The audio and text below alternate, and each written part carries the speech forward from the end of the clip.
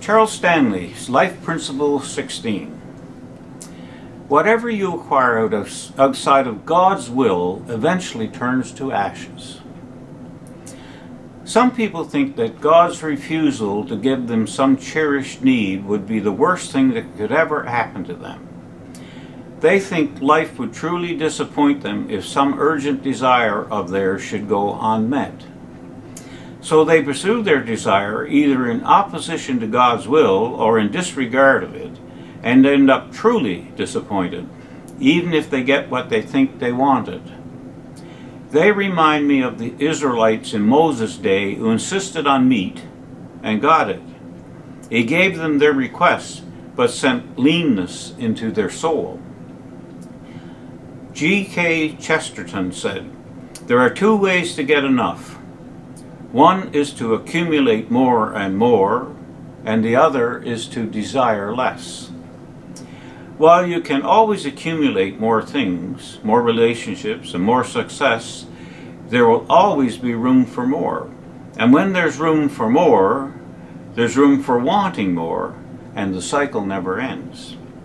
If you choose the second route of Chesterton's advice, to desire less, the likelihood of living a fulfilling life increases. But how does one simply want less?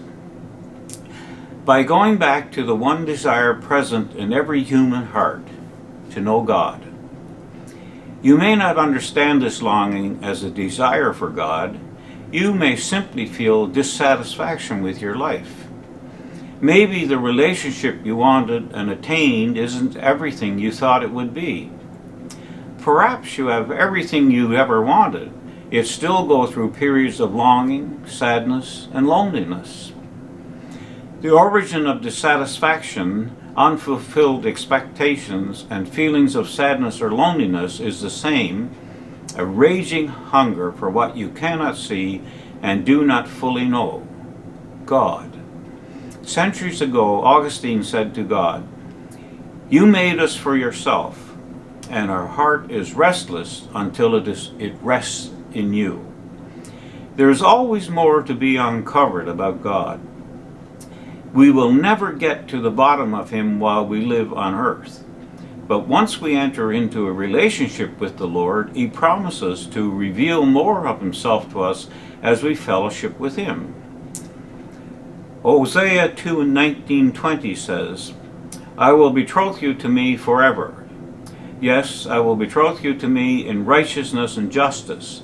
In loving kindness and mercy I will betroth you to me in faithfulness, and you shall know the Lord." To fellowship with God, to talk to Him and listen to Him as you study the Bible, is to get to know Him better.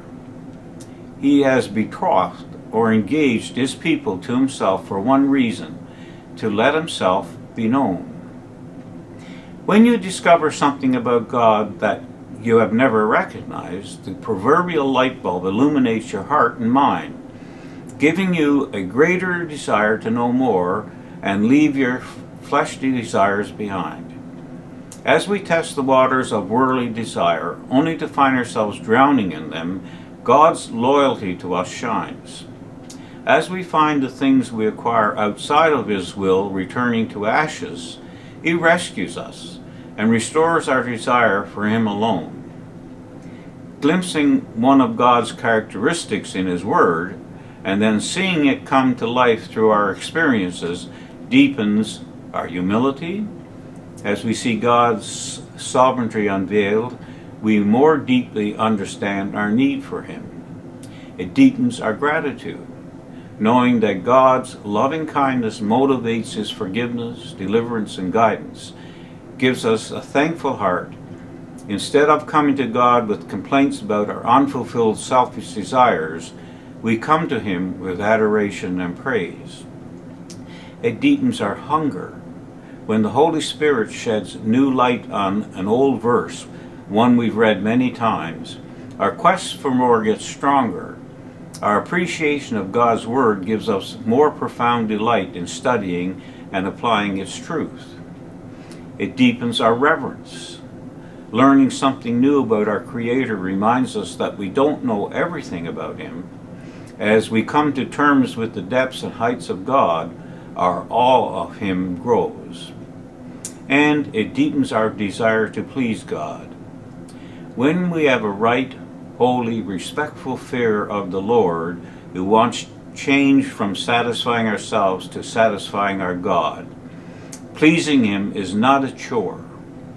Rather, it becomes a joy done out of humility and thankfulness.